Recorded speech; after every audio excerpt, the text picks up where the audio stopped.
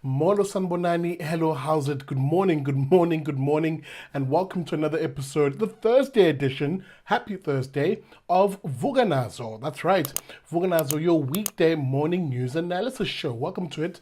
My name is Sihle Ngobese. Remember, if you want to get in touch with us here at the Big Daddy Liberty Show, you can find me on my website at www.bigdaddyliberty.com. And of course, make sure you like and subscribe to this channel on YouTube. Help me grow my numbers, will you? But with that being said, how about we get straight into the news?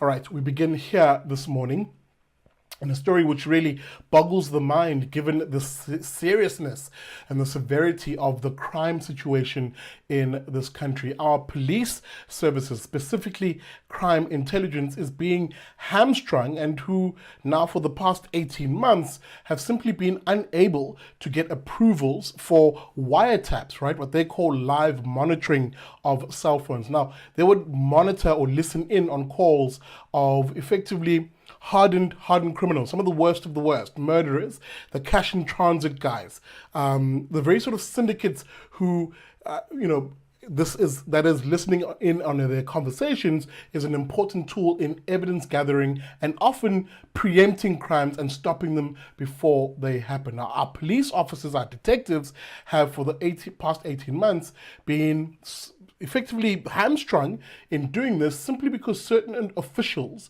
within the SAPS infrastructure have decided to go on a go-slow and is compounding the problem of crime fighting. Now, the piece that I saw this on is on Time Live, where they had this to say in giving more detail. Crime intelligence sources claim, of course, that this crisis has been worsened after a particular now retired Lieutenant General Liziwe Evelyn Chinga, who was the acting crime intelligence division commissioner, allegedly embarked on a go-slow in signing off of Act 70 approvals.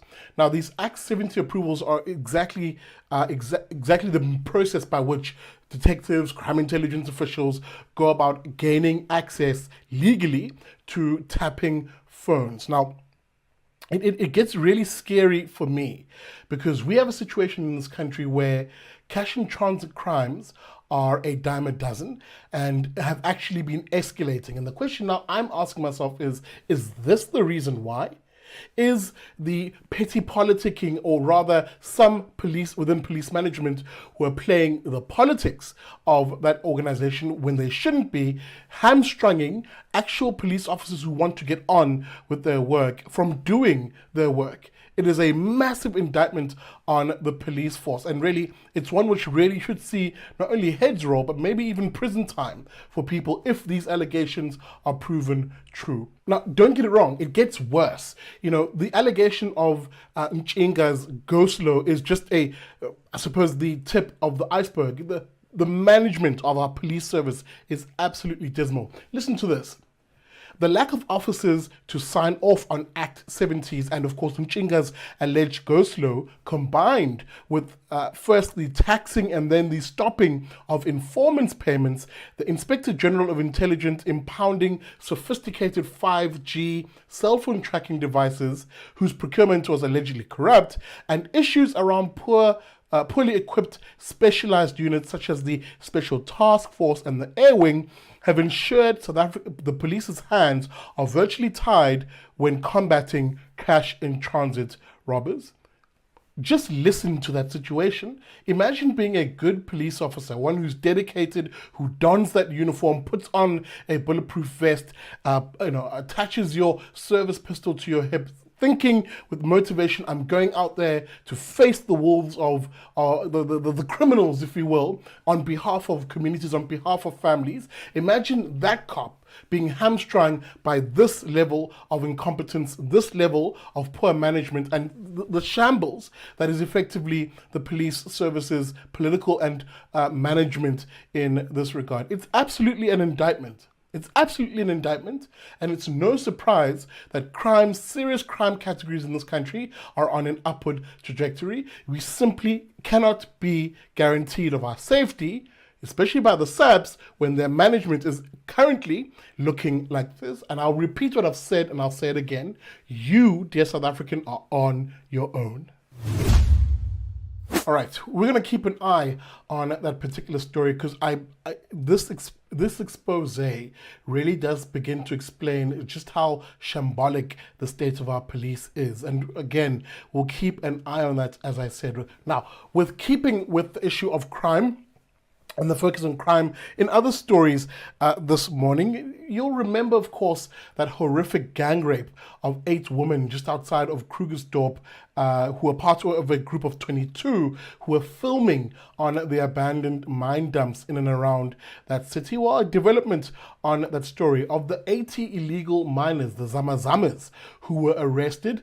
7 of those men were suspected of that particular rape and now being linked to that rape. Now, you remember the initial charges against those 80 during the raid was, for most of them, and this is what the article says, initially the 7 accused only faced a charge related to being in the country illegally, but now they face charges including multiple counts of rape and robbery with aggravated circumstances. End of quote.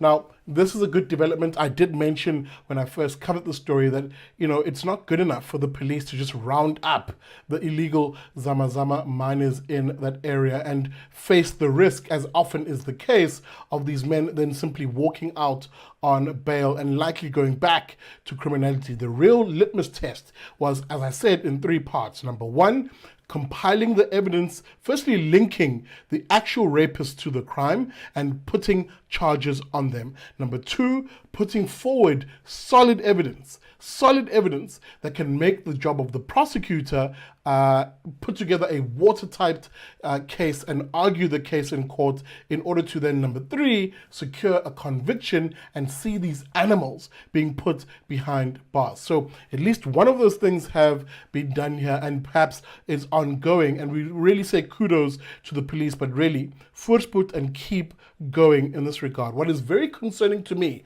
and this will be my last gasp on this one, of the 7 men who have been linked to the crime, 2 of whom, the youngest, one was 18 and the other is actually a minor, or not a minor as in pickaxe mining, although he is an illegal miner, but actually a minor as an underage, being of the age of 15. That's insanely concerning and really speaks to the state of things right now in the country, where what is a 15-year-old doing mining illegally? Why are they not in school? Why are they not in an opportunity towards gaining a skill and finding employment elsewhere? Where is this country going? These are the questions that I think should not be relegated to politicians to ask ourselves, but for us as society to ask ourselves. So with that being said, again, we will keep an eye on these ones. Today's stories really are developing ones, and we'll keep speaking on them here on Vuka Nazo. All right, folks, that's it for this morning's Vuka Nazo. Today's stories maybe needing a bit more analysis, so you can look forward to them on this Sunday's episode of Liberty and Friends at 8 p.m, where I'll have the Friends panel help me unpack these stories and give better insights and more compelling analysis that you'll get nowhere else. With that being said, happy Thursday. Remember, you can find me on my website at www.bigdaddyliberty.com. And of course, if you want to find us or get in touch with us via social media, all of those details are in the descriptor of this video. And with that being said, happy Thursday, and I'll see you tomorrow on Vuka Nazo.